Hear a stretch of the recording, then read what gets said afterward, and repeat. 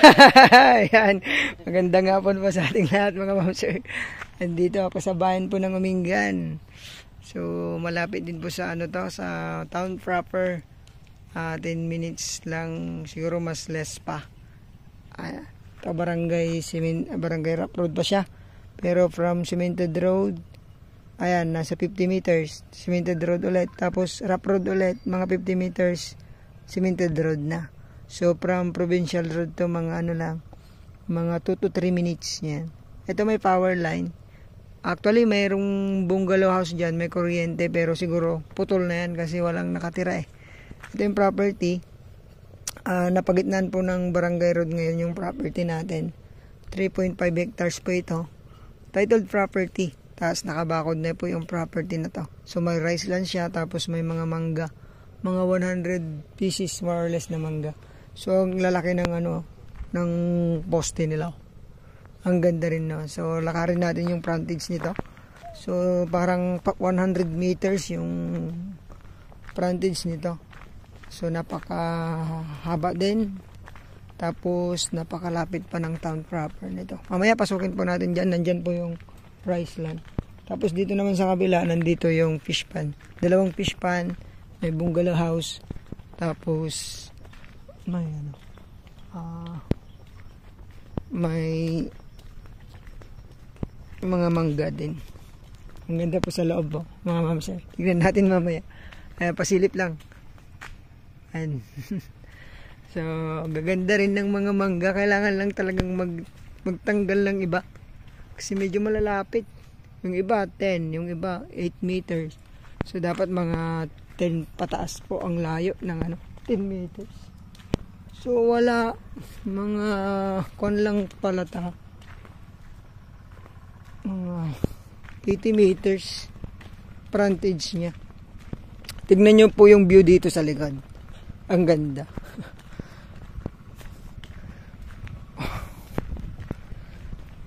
Ito yung end po ng property dito. Pero ang ganda, tutok po ng kuryente.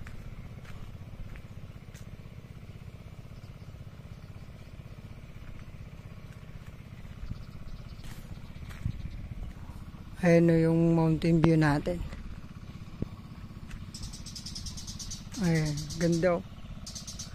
So tuloy-tuloy ito ng papuntang ibang barangay din.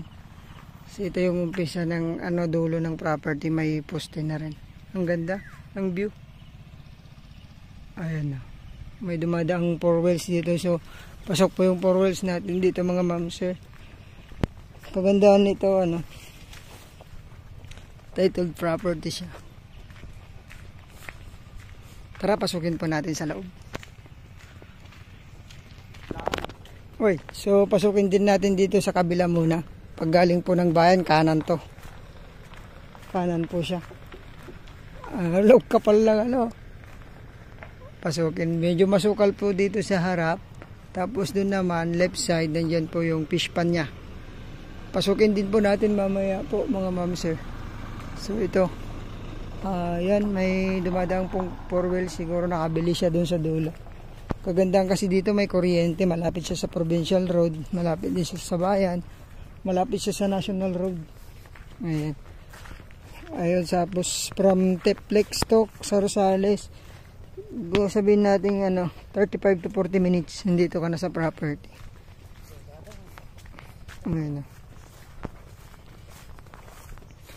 Ito yung rice land dito sa right side, galing na tayo sa Provincial Road. Mga bata pa rin pala yung mga mangga. So malalapit lang po yung iba.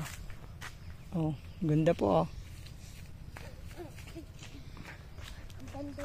Ang ganda rin pala. Kasi nakabakod pa. Tapos may rice land pa, nakabakod din. Kagandang property. Ay, dugtong na bro. 3.4 nga, 100 per square meter. Ang ganda. So pakicheck po yung aking vlog na yon. 3.4 hectares, 100 per square meter lang din yon. Ayan yung mga mangga. Punta tayo mamaya doon para makita nyo. Pasilip ko lang itong Rice land.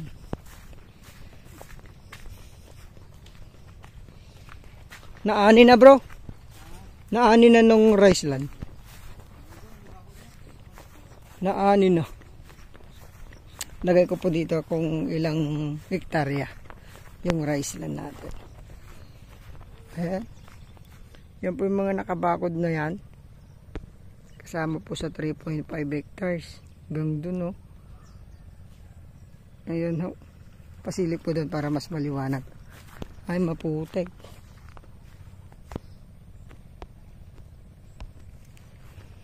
Medyo maputek.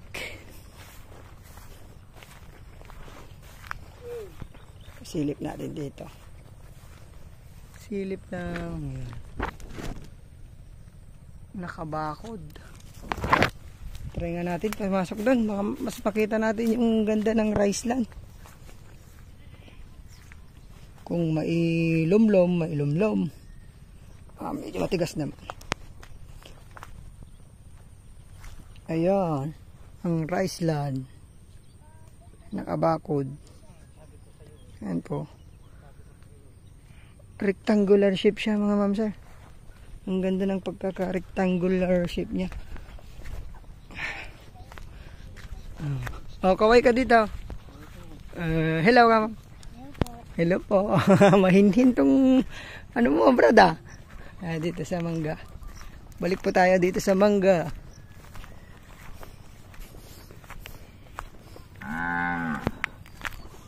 Ang titibay ng ano, bakod, poste. Aray. Masakit ang karamot nyo.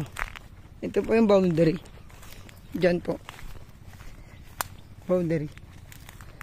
Nakabakod po ang buong property. Ang ganda nito. Kulang na lang ng pera talaga. Ayan. Mango farm.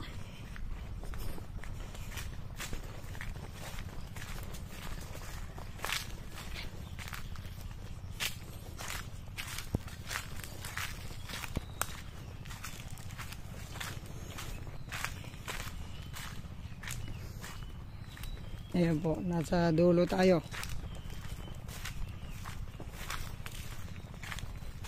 Malinis dito sa silong niya, mga ma'am sir.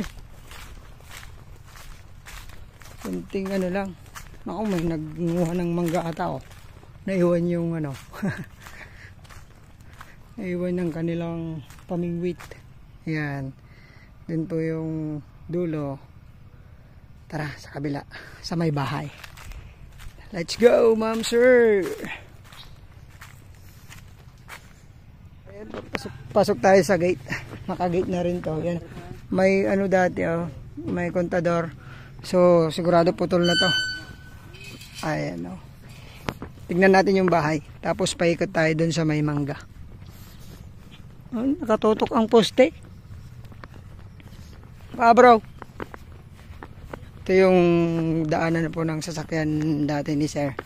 Papunta dyan sa may bahay. So, hindi na natin mapasok to ang loob nito. Sigurado, sarado. Pero tingnan natin. Nakabakod na rin po dyan. Medyo masukal lang dito. Ang ganda ng ano. Mango farm. Mag-ayos pa yung bahay, oh. Ano lang. Pintor yung bubong. Medyo kinalawang na. Sige, tingnan natin tong bahay muna. Bago tayo pumunta sa ano, fish pond.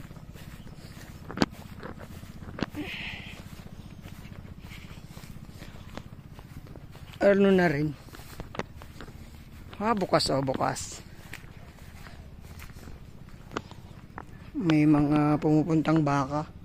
So may ano siya dati, parkingan. Ito parkingan niya. Hop. May kawayan din sa likod. Tara, pasukin natin tong bahay. Ito yung sala nila. Ayun. Tapos isang kwarto. Isang kwarto lang po. Dito. Yung mga kahoy po ang sa bubong. Trusses. Pagkano, mabili nyo to, palitan ng trusses para hindi kanayin. Yun yung CR nila, ma'am sir. Nyog, sayang, patayin na. Ayan, hanggang dun po. Punta natin dun. May fish pan dun. Concrete fish pan. Concrete fish pan, dalawa. Ang ganda po ng property na to. Sayang, napabayaan. Ano bro, peras? Ngala ka mait, kwaji kaldeng. Ayan, dating kubo din yan. Pero ang ganda po nito, mga ma'am sir. Ayun tinitignan natin view kanina. Sakto pala dito nilagyan niya ng bahay kasi kitang-kita niya yung view. May irrigation.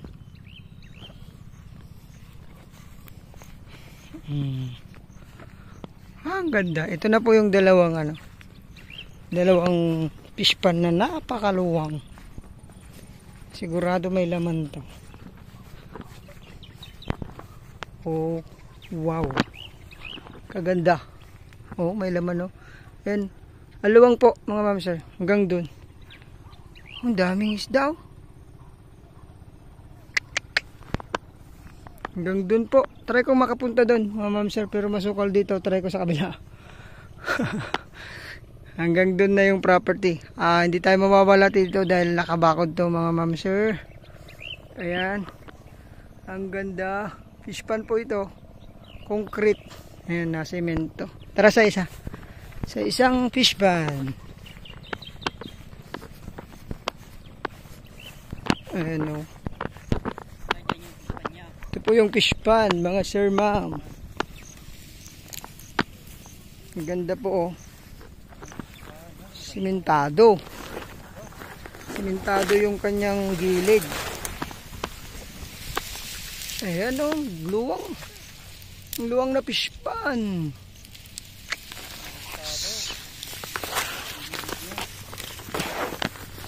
As dito. Sa dulo niya.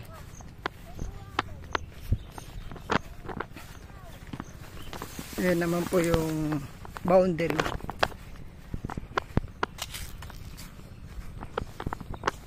Boundary natin.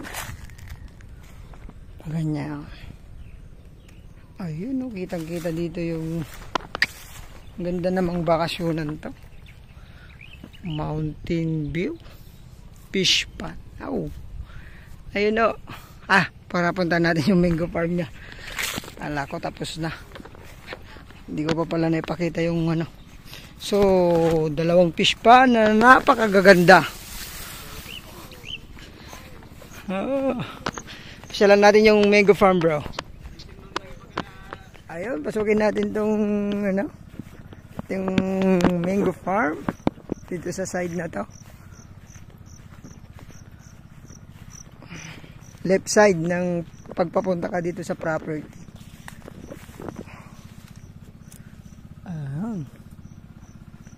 Ang linis po dito sa loob.